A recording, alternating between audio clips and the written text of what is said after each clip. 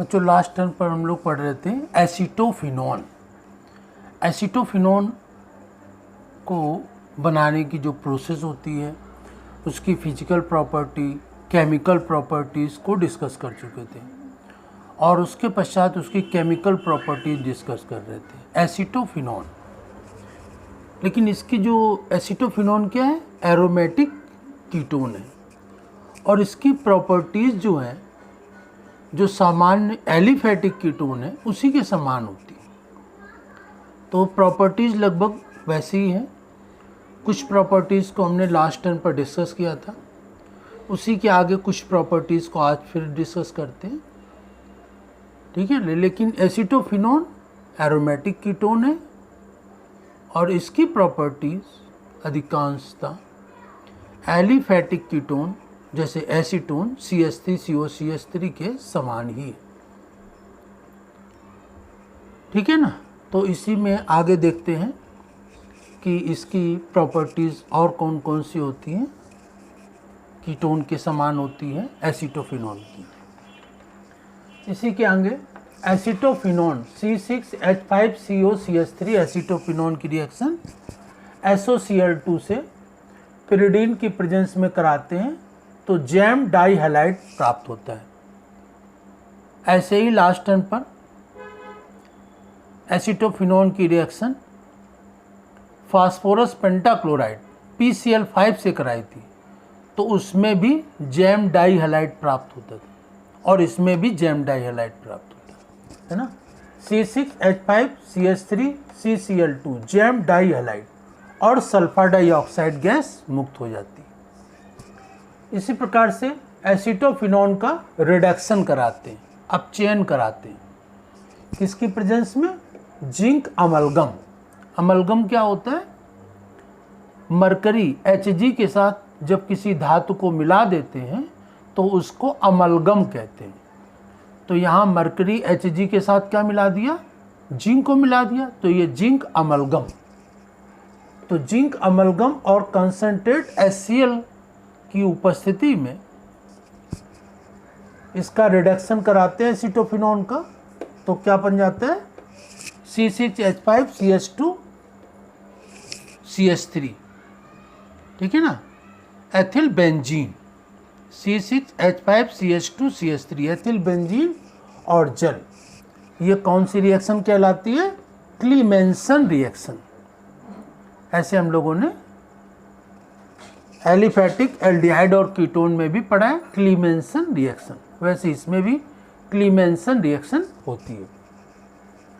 Next ठीक है acetophenone C6H5COCH3 acetophenone की रिएक्शन किससे कराते हैं, NH2 क्या होता है, हाइड्रोजीन। तो हाइड्रोजीन से कराते हैं KOH ग्लाइकॉल की प्रेजेंस में 453 से 473 केल्विन टेम्परेचर पर। तो क्या प्राप्त होता है, C6H5CH2CH3 ethyl benzene, nitrogen gas मुक्त होता है और जल प्राप्त होता है। इसे क्या कहते हैं, Wolff Kishner reaction. Wolff Kishner reaction कहा जाता है। इसी प्रकार से एसीटोफिनोन की ब्रोमीन से कराते हैं। ये क्या है, हैलोजनीकरण। हैलोजन मतलब कि क्लोरीन ब्रोमीन आयोडीन से रिएक्शन कराते हैं, तो ये क्या कहलाता है, हैलोजनीकरण। तो इसमें एसीटोफिनोन की रिएक्शन किससे करा देते हैं, ब्रोमीन से निर्जल एल्युमिनियम ट्राइक्लोराइड की प्रेजेंस में। तो ये क्या प्राप्त होता है, meta bromo acetophenone. Bromine meta position पर लगा है, ठीक है ना, यहाँ लगता है तो ये आर्थो होता है और ये पैरा होता है, ठीक है ना, ये इसमें मेटा पोजीशन पर लगता है और HBr बनता है। तो ये हैलोजनीकरण है। तो जो रिंग रिएक्शन होती है, वलय अभिक्रिया होती है, जो बेंजीन के रिंग से जुड़ते हैं आर्थो पैरा मेटा पोजीशन पर, वो रिंग रिएक्शन होती है। तो इसमें हैलोजनीकरण या नाइट्रीकरण, नाइट्रीकरण मतलब कि HNO3 से अभिक्रिया सल्फ्यूरिक एसिड की प्रेजेंस में, और सल्फोनीकरण या सल्फोनेशन सल्फ्यूरिक एसिड से रिएक्शन। तो यहाँ पर हैलोजनीकरण मतलब ब्रोमीन से रिएक्शन, या नाइट्रीकरण HNO3 से रिएक्शन कराएं सल्फ्यूरिक एसिड के प्रेजेंस में, और यह सल्फोनेशन सल्फोनीकरण की क्रियाएं सल्फ्यूरिक एसिड से कराएं। सभी में क्या बनेगा, जैसे कि ब्रोमीन से करा रहे हैं हैलोजनीकरण तो ब्रोमीन मेटा पोजीशन पर जुड़ रहा है, नाइट्रिक एसिड से कराएंगे तो यहाँ पर मेटा पोजीशन पर NO2 लगेगा, और सल्फ्यूरिक एसिड से कराएं सल्फोनीकरण तो यहाँ पर मेटा पोजीशन पर ही SO3H लग जाएगा। तो सभी में चाहे नाइट्रीकरण कराएं, चाहे सल्फोनीकरण कराएं या हैलोजनीकरण कराएं, तो इसमें मेटा पोजीशन पर ही लगना है। हैलोजनीकरण में ब्रोमीन मेटा पोजीशन पर लग गया, नाइट्रीकरण में मेटा पोजीशन पर ही NO2 लग जाएगा, और सल्फोनीकरण कराएंगे सल्फ्यूरिक एसिड से रिएक्शन कराएंगे उसमें भी मेटा पोजीशन पर SO3H लगेगा। ठीक है ना। तो ये जैसे कि ब्रोमो एसिटोफिनोन बन रहा है, NO2 लगेगा तो मेटा नाइट्रो एसिटोफिनोन बन जाएगा। ठीक है ना। तो इस प्रकार से यहाँ पर मेटा पोजीशन पर ही लगेंगे हैलोजनीकरण, सल्फोनीकरण और नाइट्रीकरण, ये तीनों पोजीशन पर ध्यान रखना है। ठीक है ना। तो इसी तरह से मेटा पोजीशन पर हम लोग लास्ट टर्म पर भी इधर पढ़ चुके हैं। जो बेंजल्डिहाइड था उसमें भी इसी तरह की पोजीशन थी, है ना, मेटा पोजीशन पर लगते थे बेंजल्डिहाइड में। और ये एसिटोफिनोन है जो कीटोन है उसमें भी यही पोजीशन है, मेटा पोजीशन पर ही। तो इसको लास्ट टर्म पर भी डिस्कस किया था बेंजल्डिहाइड में, और ये एसिटोफिनोन में भी इसी तरह की पोजीशन होती है। तो इस प्रकार से ये एसिटोफिनोन की कॉमन रिएक्शन है जो कि बेंजल्डिहाइड और एलिफैटिक एल्डिहाइड और कीटोन की तरह ही होती है। तो ये कुछ रिएक्शन में हम लोगों ने डिस्कस कर लिए, बाकी से सभी रिएक्शन उसी तरीके की हैं जैसे कि एसिटोफिनोन और एल्डिहाइड की थी। एलिफैटिक और एरोमेटिक सभी एक जैसी रिएक्शन, कुछ डिफरेंट होता है तो वो मैंने डिस्कस किया। अब इसी के पश्चात एसिटोफिनोन, इसका उपयोग किस में किया जाता है? एसिटोफिनोन का उपयोग हिप्नोन यौगिक को बनाने में किया जाता है। ये हिप्नोन क्या है? हिप्नोन एक ऐसी मेडिसिन है जो कि नींद लाने वाली होती है, जिसको नींद नहीं आती है उसको ये हिप्नोन मेडिसिन दी जाती है। इसके बाद स्टाइरिन और डायपनोन, ये कंपाउंड को बनाने में भी एसिटोफिनोन का उपयोग किया जाता है। परफ्यूम बनाने में भी एसिटोफिनोन का उपयोग किया जाता है। तो इस प्रकार से एसिटोफिनोन जो कि एरोमेटिक कीटोन है वो हम लोगों ने डिस्कस कर लिया। इस प्रकार से एलिफैटिक और एरोमेटिक दोनों प्रकार के एल्डिहाइड और कीटोन्स को हम लोगों ने पूरा डिस्कस कर लिया। अब इसके बाद इसका जो थर्ड पार्ट है कार्बोक्सिलिक एसिड, वो आज उसी के आगे डिस्कस करते हैं। कार्बोक्सिलिक एसिड, कार्बोक्सिलिक एसिड क्या होता है? COOH। तो आज उसी के आगे कार्बोक्सिलिक एसिड को डिस्कस करते हैं। कार्बोक्सिलिक एसिड क्या होता है? COOH को क्या कहते हैं? Carboxylic acid. ये कार्बन से डबल बॉन्ड से ऑक्सीजन लगा होता है, इसको कहते हैं कार्बोनिल ग्रुप। क्या होता है ये? Carbonyl group. कार्बोनिल ग्रुप के ही दो पार्ट थे, कौन से? एल्डिहाइड और कीटोन, जो हम लोगों ने डिस्कस किया था। तो ये भी कार्बन से डबल बॉन्ड से ऑक्सीजन लगा, ये कार्बोनिल ग्रुप है। तो ये कार्बोनिल ग्रुप और OH क्या होता है? Hydroxyl group.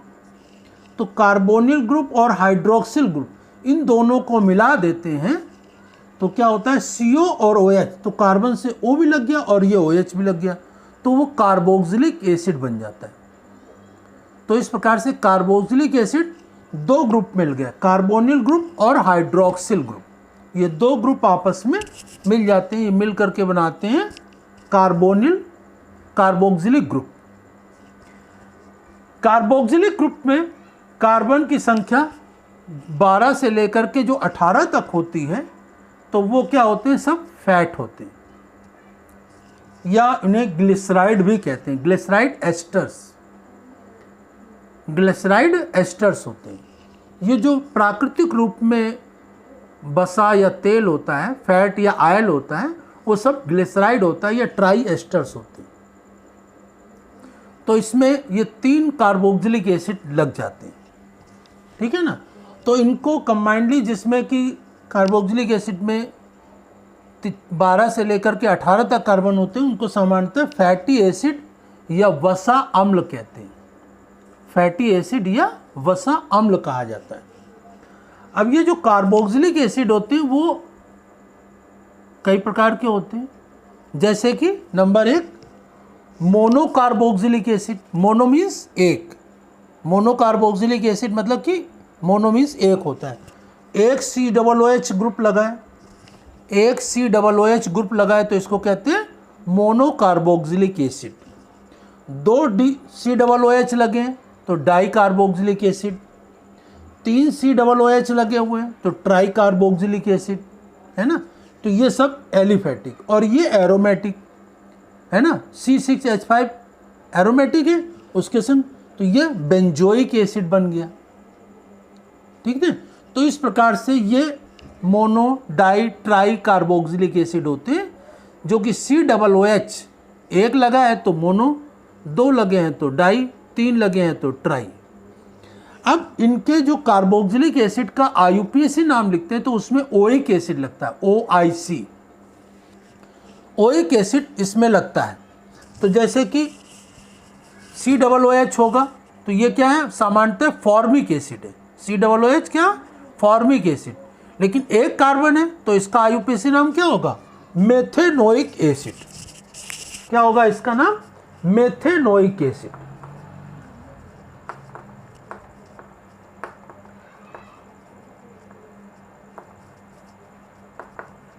ये मेथेनोइक एसिड।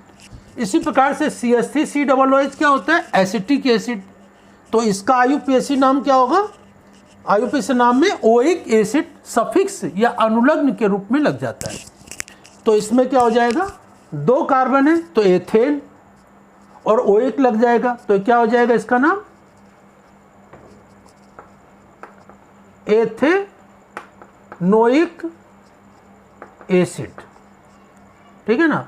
और ये क्या होता है, सामान्य रूप से ऑक्जेलिक एसिड होता है। COOH क्या है, ऑक्जेलिक एसिड। तो इसका IUPAC नाम क्या होगा, इसमें 2 कार्बन है तो 2 कार्बन में क्या लिख देंगे इसको, 1 2, ये 2 कार्बन में एथेन लिख देंगे पहले, एथेन 1,2 डाई ओइक एसिड। तो इस प्रकार से ये मेथेनोइक एसिड, ये एथेनोइक एसिड, और ये एथेन 1,2 डाइओइक एसिड, ठीक है ना।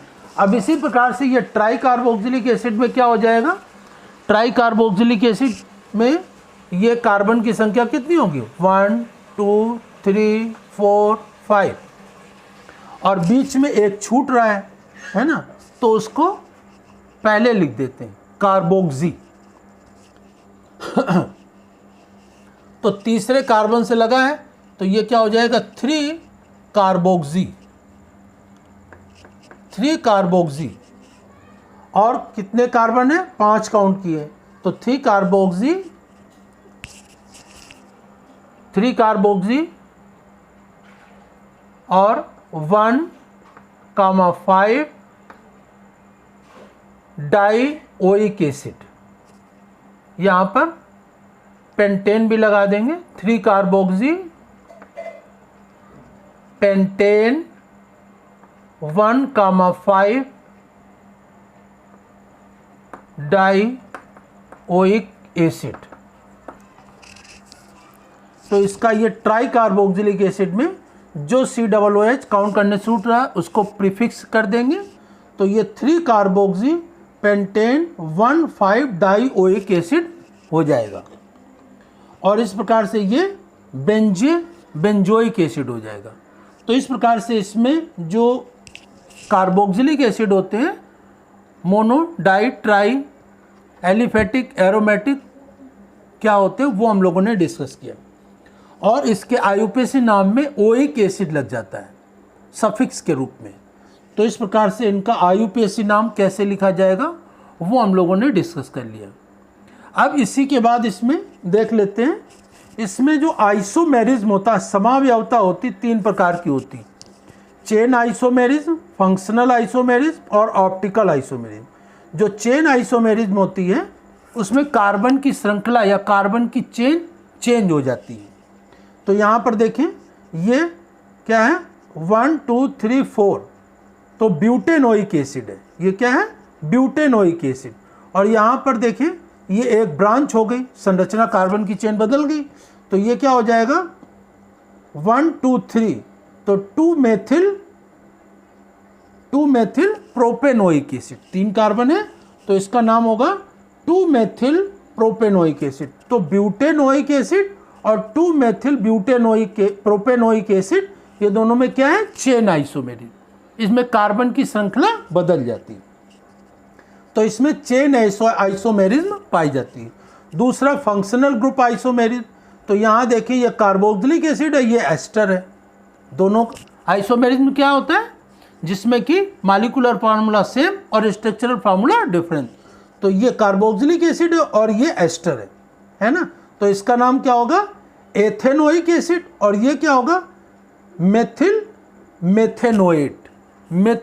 मेथेनोएट, और ये क्या है, एथेनोइक एसिड। तो इस प्रकार से इसमें चेन आइसोमेरिज्म भी होती है और फंक्शनल आइसोमेरिज्म, श्रृंखला समय होता है और क्रियात्मक समय होता है। और ऑप्टिकल आइसोमेरिज्म भी पाई जाती है। ऑप्टिकल आइसोमेरिज्म ये प्रकाशिक समय होता है, जिसमें एक क्या होते हैं, एक दूसरे के प्रतिबिंब रूप होते हैं। तो इसमें देखें ये कार्बोक्सिलिक एसिड है और इसमें भी कार्बोक्सिलिक एसिड लगा, लेकिन यहाँ पर CH2 CH3 right hand side में लगा, इसमें लेफ्ट में लगा।